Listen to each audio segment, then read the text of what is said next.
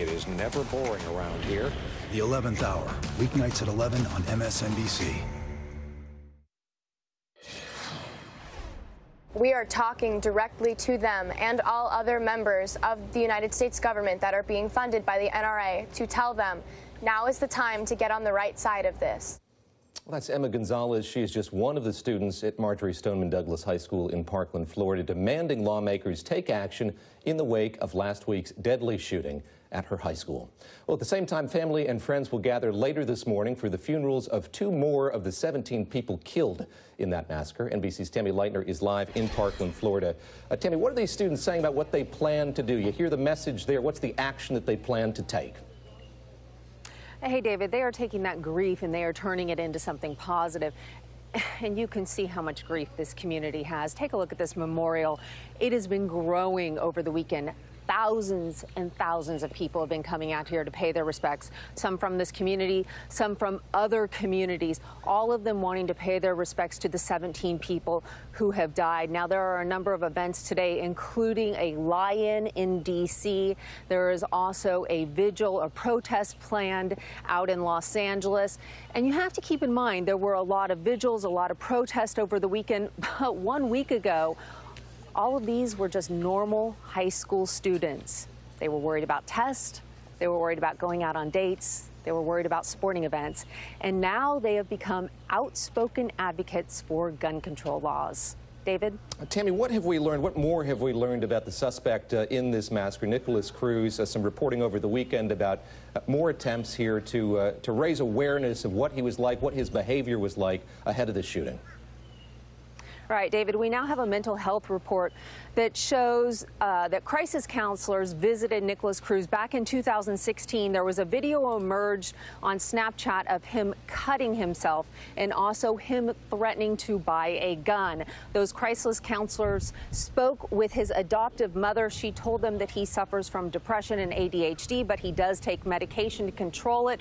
They also spoke with a school counselor who said she was extremely concerned. Despite all of this, at the time, they decided he was stable and he did not need to be hospitalized. David? Tammy, thank you very much. Tammy Leitner there in Parkland, Florida. And joining me now here in New York, Noelle Nikpour. She's a Republican strategist, the author of the book Branding America. And Jason Johnson is with me as well. He is an MSNBC political contributor and the politics editor at TheRoot.com. Noelle, let me start with you. We hear from the president that he is open to there being more robust or different background checks when it comes to guns. You look at his history, there's some plasticity there. He's changed his view on gun policy over the years. What does that say to you, that he's willing to entertain or perhaps engage with changes to the background check system in particular? It says he's willing to start a dialogue on it. It says that he's willing to look at something else.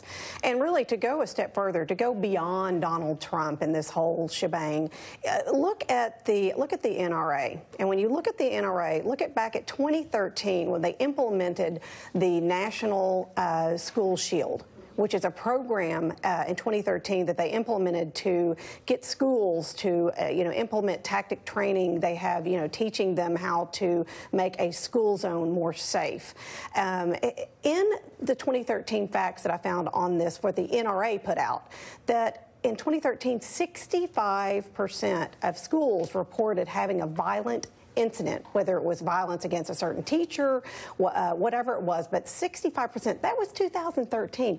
Now, fast forward to 2018, I bet that those numbers would go even further up, which is interesting to me. So my thing of it is, yes, Donald Trump is open to a dialogue. I think, I'm a Republican strategist. I deal with Republican donors. There have been very many of my donors, a lot of them, that have said, enough is enough. I cannot stand that we have, that we don't have enough regulation on what's going on with gun control. And you can do legislation, you can do this while keeping the Second Amendment. There is a way to do this in a reasonable fashion, and I think what a lot of Republicans, we get branded with the fact that you can't take our guns or clinging to our guns.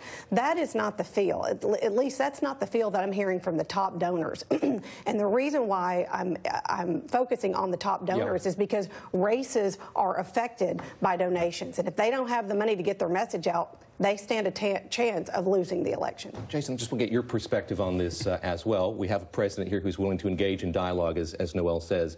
That is not the kind of action that you hear those students calling for. Right. They want much more to happen. They want concrete steps to be taken. When you look at the political landscape, when you listen to Republicans and Democrats, what is different in your estimation this time around? Nothing. The only difference is that we've got kids who are talking and they're still part of the news cycle, right? A lot of times. And that is novel. Yeah, that is novel. You know, we've got 13, 14, 15. We have not adult, but we have kids who are eloquent, who are outspoken, who are saying we're not just going to cry and be ignored. And that is keeping this story in the press. And that is putting pressure on politicians, which is a good thing. I don't have a lot of optimism in anything's going to happen.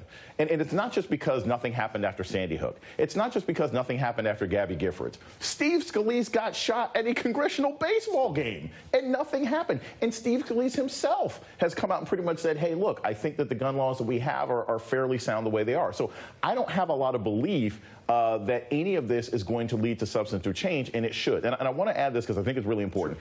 Even when you talk about the stuff, the training that happens in schools, I'm a college professor, okay? I have received active shooter training. It still doesn't change the fact that if somebody really wanted to kill me and get to my class, they're going to get there because they can get access to the guns. And there's no amount of training I could do that could save my life or my students' lives. Noelle, how important is the money in all of this? We talk about the NRA and the lobbying might that it has. You've got Al Hoffman Jr., this big Republican donor in Florida, now saying he's going to withhold money until there's an assault weapons ban. He's not going to give to candidates or to campaigns. Is that going to be the pressure point, do you think? It's huge, because when I work in active races, I work in races, and they spend about 80% of their time on the phones raising money. We have, you know, candidate stops, we have rallies, we have meet and greets, but what takes, you know, what rules everything? And that's the money. Because if you don't raise the money, you cannot get your message out unless you have great name ID, unless you are Michael Bloomberg, unless you're Hillary Clinton, unless you're Donald Trump. So they need the money. So you choke the money off. What are they going to do?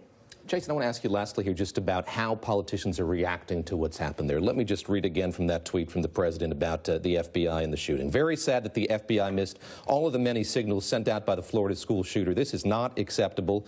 They are spending too much time trying to prove Russian collusion with the Trump campaign. There is no collusion. Get back to the basics and make us all proud. That tweet infuriating a lot of people, including some students at the school. Morgan Williams, who's a 16-year-old student at that high school, tweeting, "Oh my God, 17 of my classmates and friends are gone, and you have the audacity to make this about Russia? Have a damn heart," she continues. "You can keep all your fake and meaningless thoughts and prayers." Carly Novell, a senior at the school, tweeting this.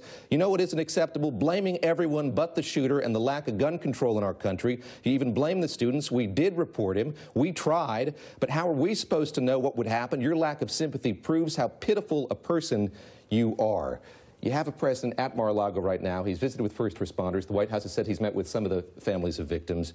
What do you make about what do you make of the role that he's played here as a consoler, as somebody who's supposed to help us move on from the tragedy that happened in Florida last week? His response is disgusting. You know, remember, his first response was, you know, the family, you know, people should have warned more people, et cetera, et cetera. He's made it about him. He's made it about the FBI. He's made it about Russia instead of consoling these victims. He's continued to insult the FBI. Look, the FBI is not X-Files. It's not two people, right? Like, there's lots of different people who work there. It's not that because they're working on Russia, they're incapable of responding to these kinds of attacks. But here's the issue. You had 39-something calls to this kid's house. He still bought the guns legally. So the laws in place can't stop someone like this if they don't have a criminal record. You can't say that people with depression can't buy guns. So it needs a law change, not the president blaming 20 other people. All right, Jason Johnson, Noelle Nikpour, thank you both very much. And up next, after Friday's startling indictments, why is the White House still refusing to impose